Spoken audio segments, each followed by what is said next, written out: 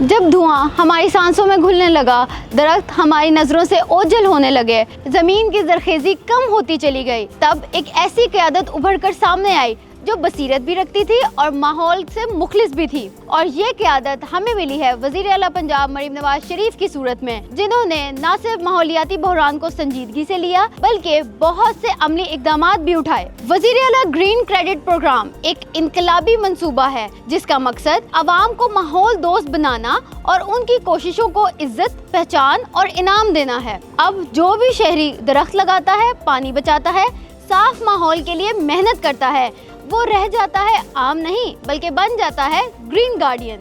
और हुकूमत पंजाब इसे देती है 10,000 रुपए नकद इनाम, ताकि माहौलियाती खिदमत करने वाले सिर्फ सराहे न जाएं बल्कि अमली तौर पर इनकी हौसला अफजाई भी हो। अब तक 200 से ज़ायद शहरी इस तहरीक का हिस्सा बन चुके हैं और ये तादाद दिन ब दिन बढ़ रही है। सिर्फ 31 फहरिस्तशुदा सरगर्मियों में से कोई एक कीजिए, फोटो या सबूत अपलोड कीजिए और हासिल करें ग्रीन क्रेडिट पॉइंट्स, जो आपको बना सकते हैं अगले इनाम याफ्ता ग्रीन गार्डियन। यही वक्त है कि अब आप सिर्फ माहौलियाती मसले पर बात ना करें बल्कि उसका हल बने। अब रजिस्ट्रेशन का अमल भी है आसान।